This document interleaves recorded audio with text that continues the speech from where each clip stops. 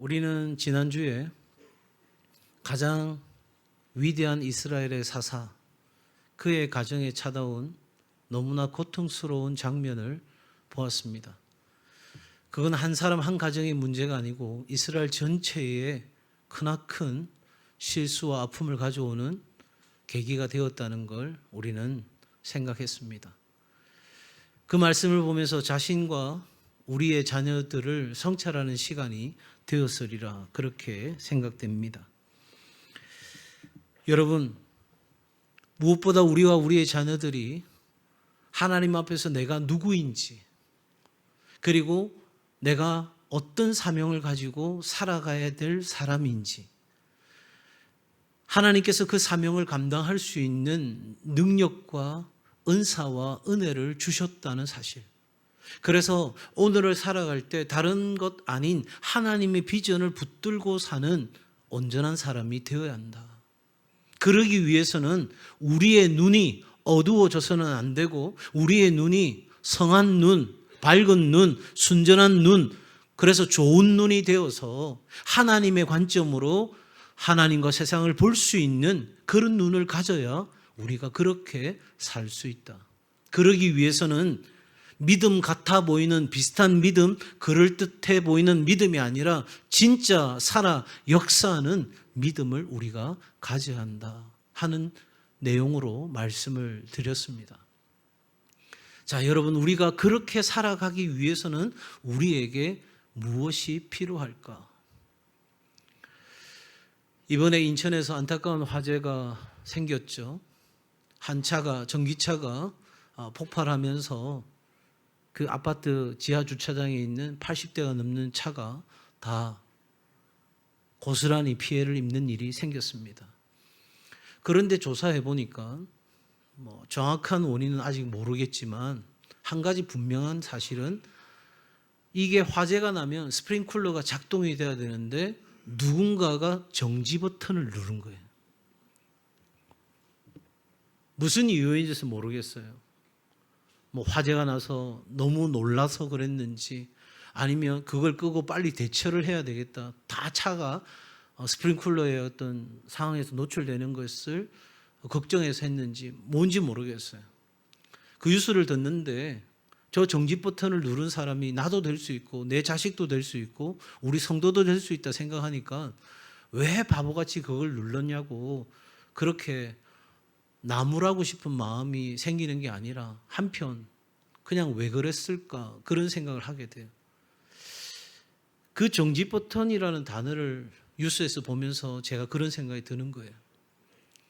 아니, 그 위대한 사사도 그 아들들이, 죄송한 표현입니다, 그 모양 그 꼴인데 내가 뭘 한들 우리 자식이 제대로 신앙생활을 하겠는가?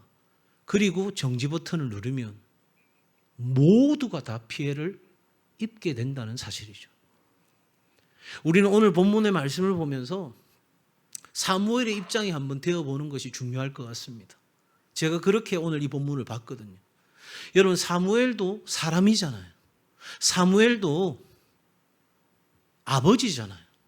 그런데 지금 이스라엘의 모든 장로가, 한 사람도 빼놓지 않고 모든 장로가 와서 하는 말이 뭐예요? 사무엘, 당신은 우리를 리드할 수 있는 힘이 이제 없잖아요.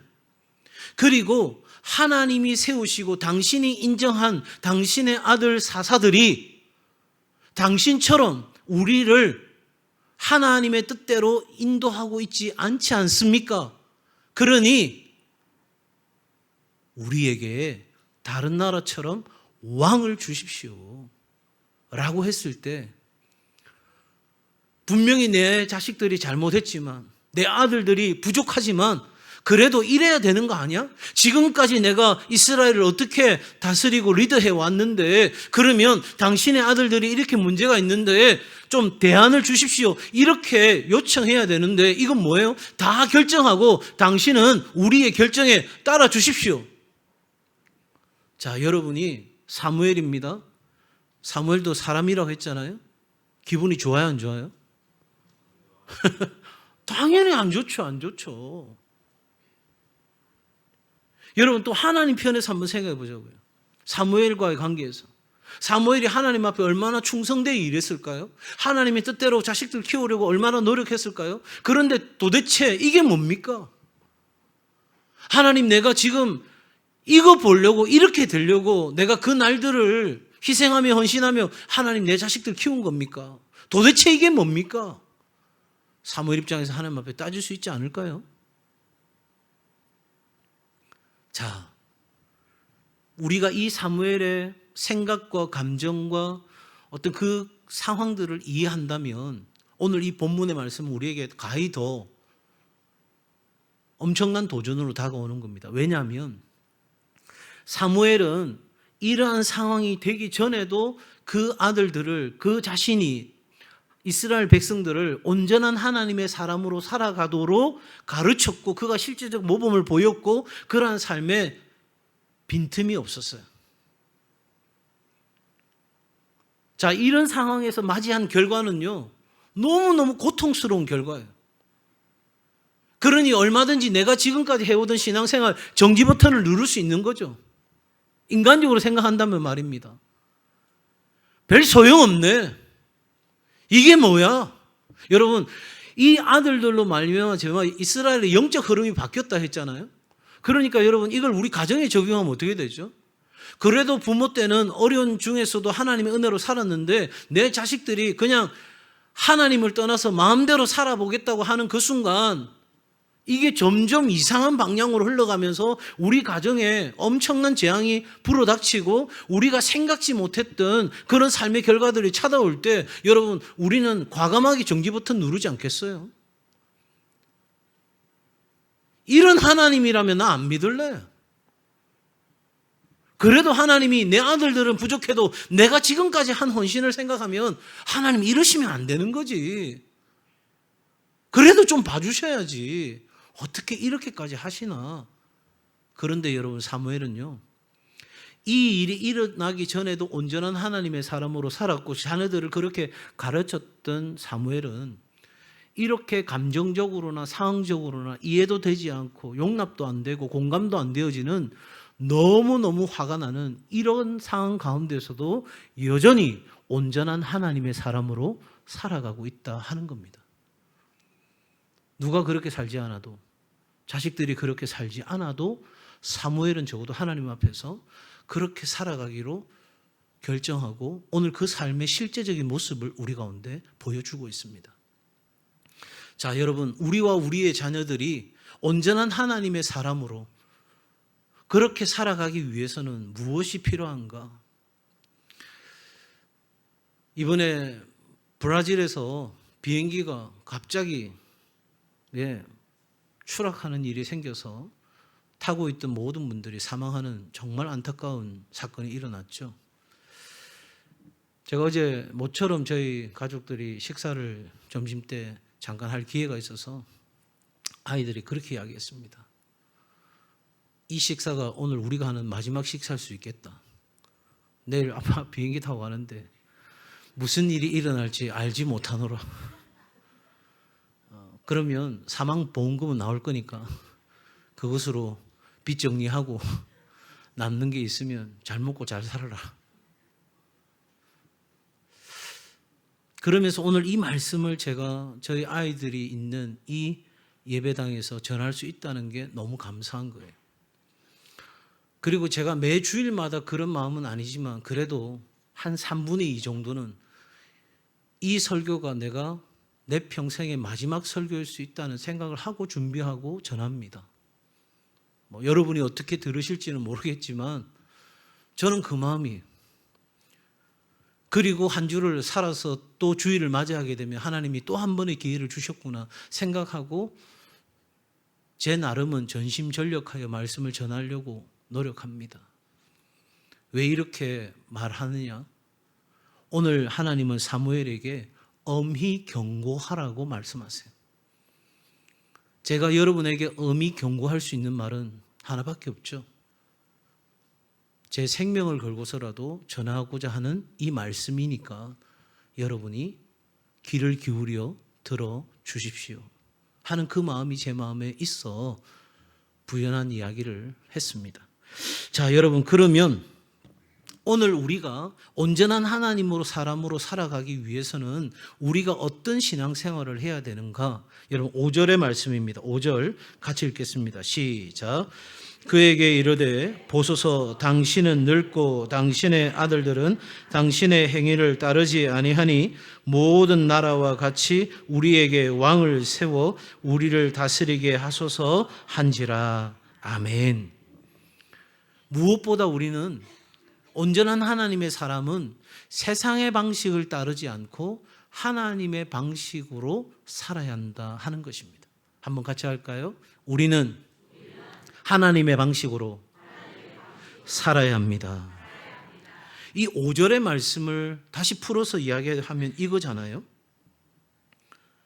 지금 모든 나라는 하나님을 왕으로 섬기는 나라가 아닌 눈에 보이는 왕을 세운 나라들은 잘 먹고 잘 살고 있습니다. 그런데 눈에 보이지 않는 하나님이 인정한 사사, 그리고 우리 앞에 있는 사무엘, 당신의 아들들이 다스리는 이 나라는 온통 어려움투성입니다. 그러니 우리 또한 세상의 나라와 같이 세상 사람들이 살아가는 방식과 같이 그렇게 살고 싶으니 허락해 달라는 거예요. 여러분, 오늘날 많은 그리스도인들도 이와 같은 삶의 도전 앞에 직면합니다. 아니, 하나님 안 믿어도 잘 먹고 잘 사는데, 잘 나가는데 나는 뭐야? 내 가정과 내 자식들은 도대체 이게 뭐야? 사랑하는 여러분, 그럼에도 불구하고 우리는 하나님의 방식으로 살아가고자 하는 삶을 결정해야 되는 거예요. 이게 뭐냐면 믿음이에요. 이게 신앙인 거예요. 여러분, 세상의 방식과 하나님의 방식은 저는 크게 세 가지에서 차이가 난다고 생각합니다. 무엇을, 왜, 어떻게. 무엇은 목적이죠. 세상의 방식은 뭘 목적으로 합니까? 오직 나를 위하여. 나를 위하여 모든 것을 하는 거예요. 나의 생존을 위하여. 행복도 사랑도 모든 것도 오직 누구를 위하여? 나를 위하여. 그런데 하나님의 방식은 누구를 위하여? 하나님을 위하여 사는 것이 내가 가장 행복한 길이다. 그러니까 여러분, 이 목적 자체가 나를 위한 것이냐 하나님을 위한 것이냐에 따라서 여러분, 우리는 그 삶을 살아가야 되는 이유가 완전히 다른 거예요. 왜 그렇게 하는데? 그것이 내가 가장 잘 먹고 잘 살고 더 많이 거두어들이고 더 많이 쌓고 더 많이 내가 충분하게 가질 수 있는 그런 길이 되니까 나를 위하여 나는 그렇게 살 거야. 아니, 우리는 하나님을 위하여 기꺼이 내가 움켜쥔 것이 아니라 내 손을 펴서 서로의 짐을 지고 나누며 기꺼이 희생하는 삶을 살겠다는 거예요. 삶의 이유가 다르니까. 어떻게는요? 세상은 뭐라고 하죠? 과정은 상관없어요. 결과만 좋으면 다 좋은 거예요. 그런데 하나님의 방식은요, 과정이 좋아야 돼요. 시작도 좋아야 되고 과정도 좋아야 돼요. 그 시작은 누구를 위하여 하는 것이냐면, 그 과정 자체는 하나님을 위한 것이라면 그 과정은 하나님이 기뻐하시는 방식으로 진행이 되어야 되는 거죠. 그래서 교회 안에도 세속주의가 들어오면 그 교회는 혼란스러울 수밖에 없어요. 그 교회는 하나님이 일하실 수가 없는 거예요. 왜? 세상적인 방식이 그대로 존재하기 때문에. 교회 중직들이, 특별히 우리 장로교회 같으면 당회원들이, 장로님들이 세상의 방식에 물들어 있다면 그 교회는 심각한 문제를 갖게 되는 거예요. 목사와 장로가 정말 하나님의 방식대로 그것을 해가는 것이 아니라 그냥 시작도 우리 소견에 옳은 대로, 과정도 우리가 다 허용되는 범위 내에서 세상 사람들이 하는 방식으로 진행한다면 그 결과는 하나님께 맡길 수가 없는 거죠. 왜? 하나님이 기뻐하시지 않는데 어떻게 하나님이 원하시는 선하신 결과가 나올 수 있겠어요? 그거는 있을 수가 없는 일이에요.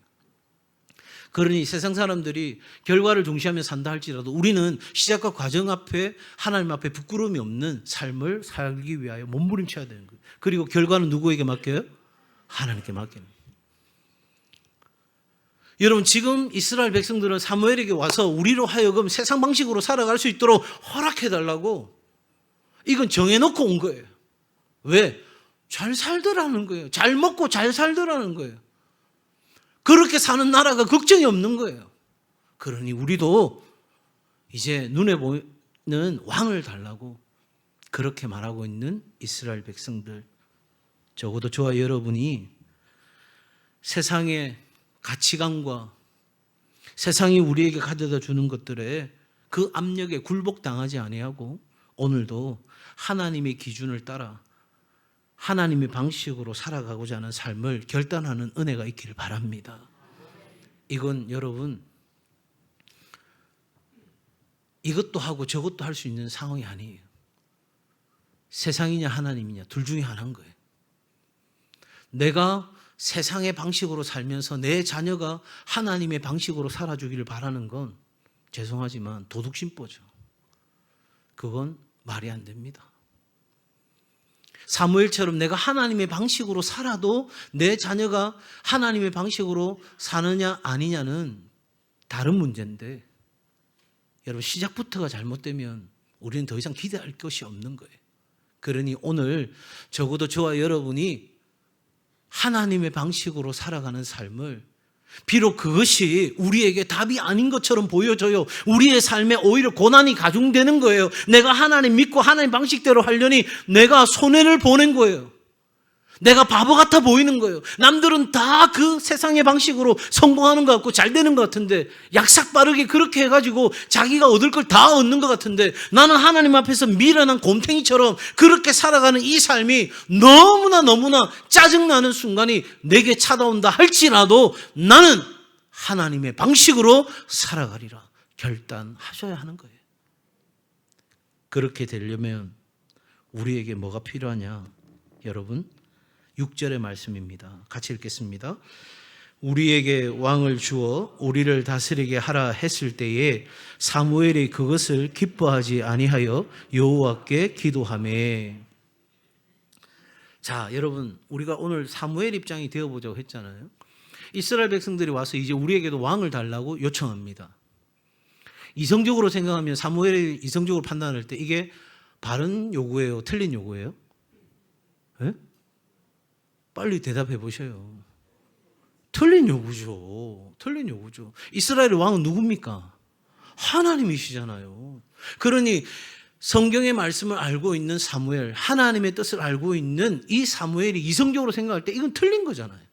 두 번째, 감정적으로, 인간적으로 생각해도 불편한 상황이긴 하지만 하나님의 마음으로 생각해봐도 이건 너무너무 섭섭한 일이잖아요. 이스라엘 백성들을 지금까지 누가 인도해 주셨어요? 하나님이요. 그 광야길에 40년 동안 그 발이 헤어지지 않도록 누가 돌보신 거예요? 하나님이요. 가나안 땅에 누가 인도하셨어요? 하나님이요. 이스라엘 백성들이 용감해서 이스라엘 백성들이 무기가 많아서 이스라엘 백성들이 출중해가지고 가나안 땅에 들어간 게 아니잖아요. 그들이 한 건 뭐예요? 와! 소리 한번 질렀잖아요. 그랬더니 안에서부터 확 무너진 거잖아요. 누가 하셨어요? 하나님이요. 기도하니 태양이 멈추고 그 모든 여정 자체가 하나님이 너희의 하나님이신 것을 친히 보여주신 거잖아요. 그런 하나님의 마음을 아는 사무엘의 마음에는 이스라엘의 요구가 감정적으로 편하게 여겨집니까? 불편하게 여겨집니까? 당연히 불편하게 여겨지죠. 자, 이성적으로 봐도 아닙니다. 감정적으로 봐도 아닙니다.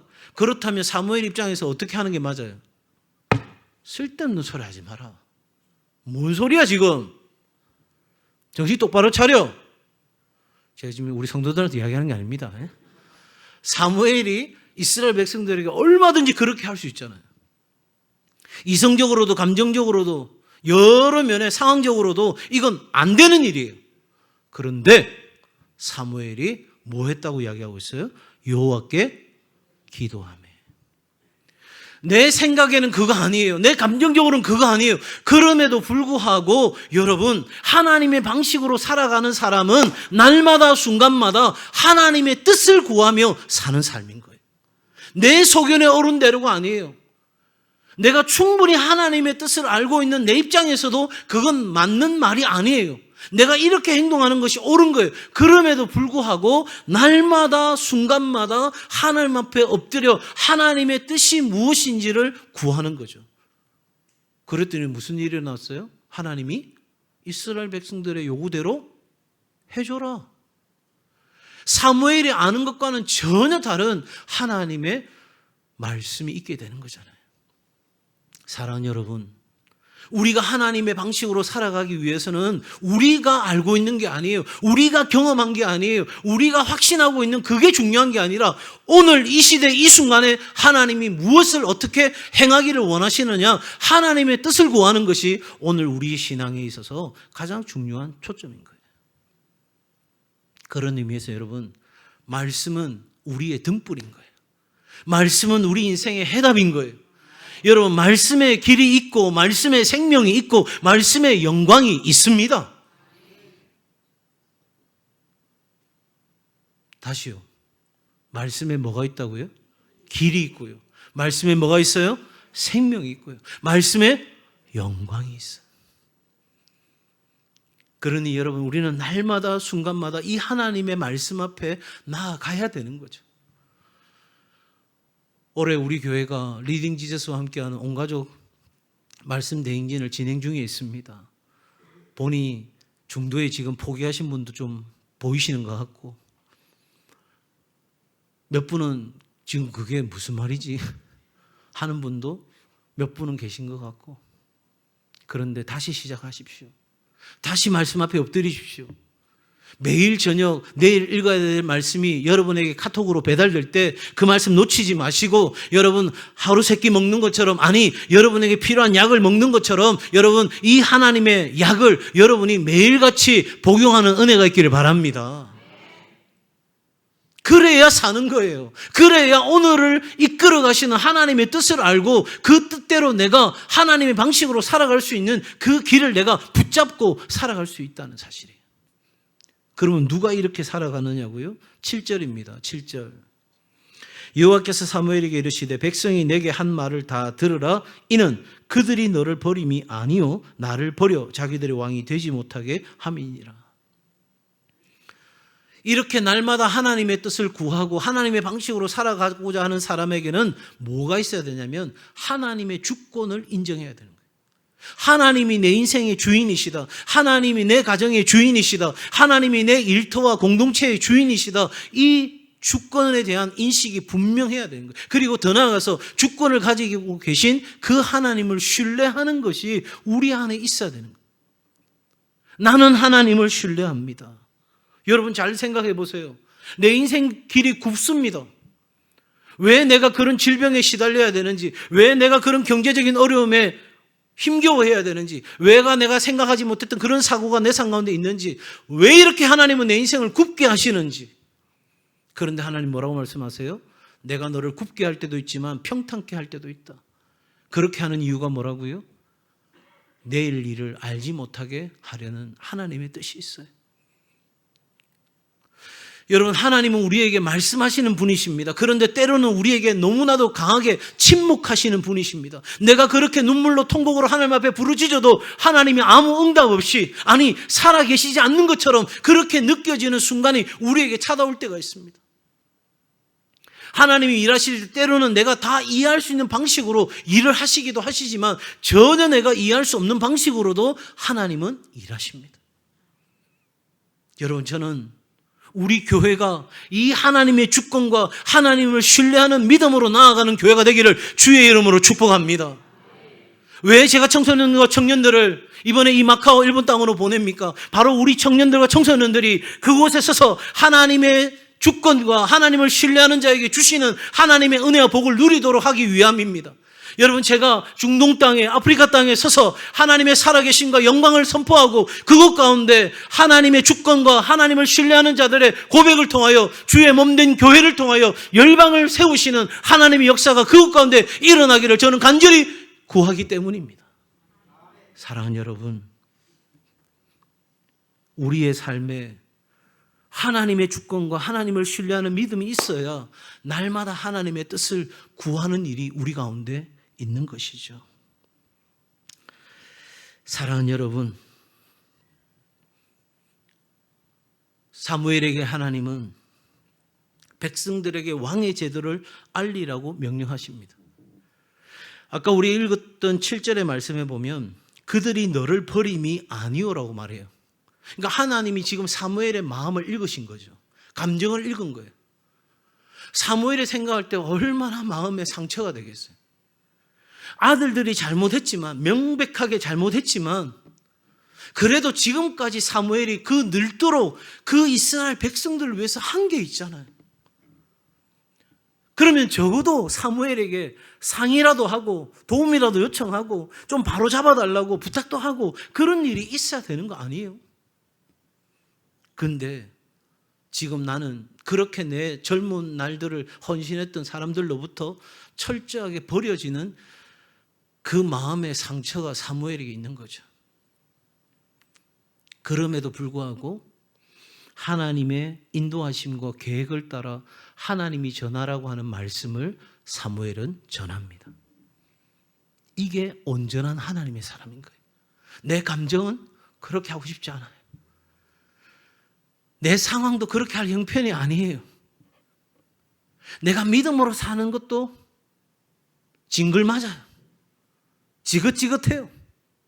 그럼에도 불구하고 하나님의 인도하심을 따라, 하나님의 계획하심을 따라 하나님이 전하라는 그 말씀 전하고 살아가는 것이 온전한 하나님의 사람인 줄 믿습니다. 그렇게 살아간다는 것은 결론입니다. 9절입니다. 9절은 같이 읽겠습니다. 시작. 그러므로 그들의 말을 듣되 너는 그들에게 엄히 경고하고 그들을 다스릴 왕의 제도를 가르치라. 아멘. 하나님은 이스라엘 백성들에게 왕의 제도가 어떠한지 분명히 경고하라고 말씀하십니다. 그리고 사무엘에게 그 백성의 요구를 들어주라고 말씀하시죠. 사무엘은 기뻐하지 않습니다.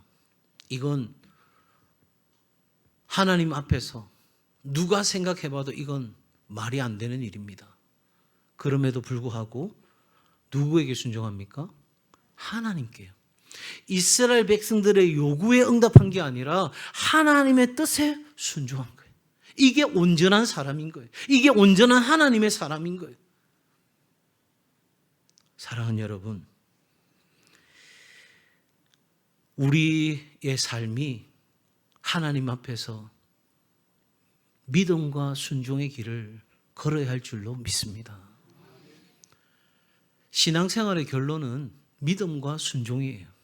자, 하나님은 우리에게 이 세상을 창조하시고 하나님은 우리에게 약속하시고 하나님은 우리에게 은혜를 베푸시고 우리를 긍휼과 자비로 다스리시고 우리를 사랑하시기에 우리를 잊지 않으시고 포기치 않으시고 끝까지 사랑하시고 우리와 함께 하시고 우리를 위해 역사하시고 우리와 말씀하신 그 약속을 반드시 지키시는 하나님. 그래서 우리를 위해서 하시는 것이 정말 많아요, 하나님이. 그런데 우리에게 요구하는 건 딱 두 가지예요. 하나님과 하나님의 말씀을 믿고 순종하는 것. 그리고 그 가운데 필요한 게 바로 성결함, 거룩함인 거예요. 네가 믿고 순종하며 그렇게 거룩하게 성결하게 살아가면 내가 너를 위하여 하고자 하는 이 모든 일들을 아낌없이 남김없이 풍성하게 내가 너와 너의 가정과 너의 자녀들에게 베풀어 주리라. 왜 이렇게 아멘이 작아요? 정신을 차리셔요. 지금은 확실하게 아멘 해야 될 타이밍인 거예요. 여러분, 우리가 믿음과 순종으로 나아가면 하나님의 그 놀라운 약속은 우리의 삶에 엄청난 결과를 가져오게 되는 줄 믿습니다.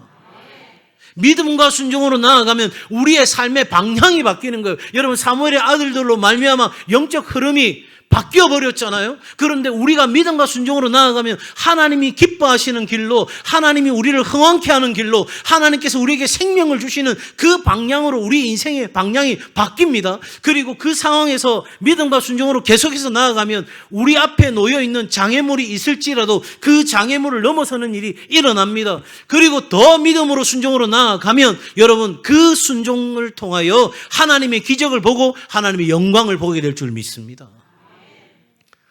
아브라함이요, 히브리서 11장 8절입니다. 믿음으로 아브라함은 부르심을 받았을 때에 순종하여 장래의 유업으로 받을 땅에 나아갈새 갈 바를 알지 못하고 나아갔다. 알고 간 것이 아닙니다. 뭐하고 간 거죠? 모르고 갔는데 모르고 간 것보다 하나 더 올라갑니다. 믿고 간 겁니다. 누구를요? 나를 부르신 그 하나님을 믿고 간 거예요. 갈 바를 알지 못하는 건 나고요. 그런데 내가 가야 할 길을 누가 알고 계세요? 하나님이 알고 계세요. 내가 흥하는 길 누가 알고 계세요? 하나님이요. 내가 잘 되는 길 누가 알고 계세요? 하나님이요. 내 자식과 내 가정과 내 일터가 풍성한 은혜를 누리는 길 누가 알고 계세요? 하나님이요. 여러분, 이 순종의 발걸음, 믿음의 순종의 발걸음을 옮겼을 때 이 아브라함을 통하여 이스라엘 공동체의 미래의 문이 활짝 열린 거예요. 적어도 여러분, 믿음과 순종으로 나아갈 때 과거는 끊어지고 우리에게 미래를 향해 다름질하게 만드는 역사가 일어나는 거예요. 그러므로 믿음과 순종은 너무나도 강력한 힘을 갖고 있습니다.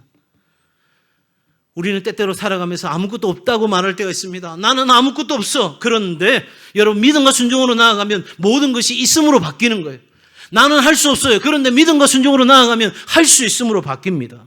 여러분, 시편 142편 4절과 5절입니다. 오른쪽을 살펴보소서. 나를 아는 이도 없고 나의 피난처도 없고 내 영혼을 돌보는 이도 없나이다. 여호와여, 내가 주께 부르짖어 말하기를 주는 나의 피난처시요 살아있는 사람들의 땅에서 나의 분기시라 하였나이다. 아는 이도 없어요. 나 봐줄 사람도 없어요. 나 도와줄 줄도 없어요. 나는 아무것도 없어요. 내가 어려움 당할 때 피난할 곳도 없어요.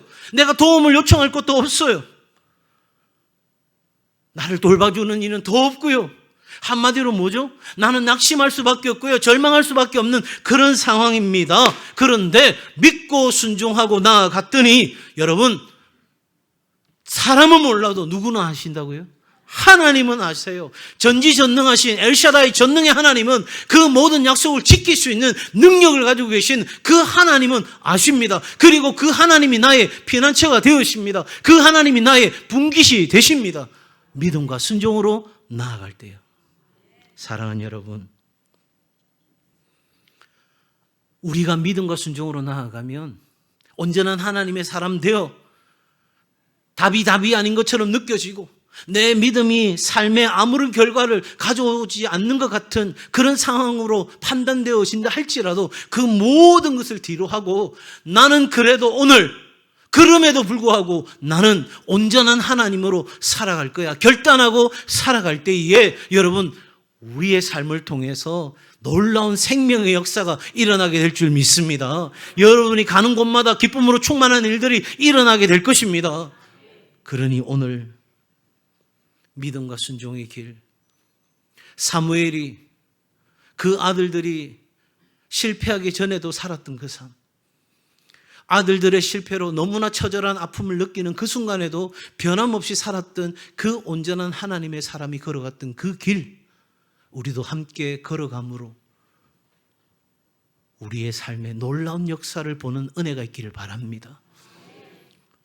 하나님은 허락하십니다. 그렇다고 그게 맞는 게 아닙니다. 하나님이 여러분이 생떼를 쓰고 여러분이 하나님을 무시하고 하나님을 신뢰하지 않고 사람의 방식으로 세상의 방식으로 살아도 때로는 허락하실 때가 있습니다. 그렇다고 해서 그게 맞는 게 아닙니다. 그렇게 살아도 되는 게 아닙니다. 하나님은 엄히 경고하라고 말씀하십니다. 결과가 뭡니까? 나도 죽고 너도 죽고 우리도 죽고 공동체도 죽는 결과가 생깁니다. 뭐 고상하게 심판받는다? 너무 모호할 수 있어요. 죄송하지만 도둑이 우리를 공격하는 것은 빼앗고 죽이고 멸망시키는 것이지 봐주는 게 아닙니다. 내가 지금 잠깐 하나님 없이 살아도 뭔가 되는 것 같아 우쭐하다면 그것만큼 어리석은 것이 없어요. 목사님은 아침부터 죽는 이야기 하시나? 여러분, 오늘 말씀하잖아요. 엄히 경고하라고요. 너무나도 명확하게 말씀하시는 주의 음성을 들으시기 바랍니다. 그리고 온전한 하나님의 사람으로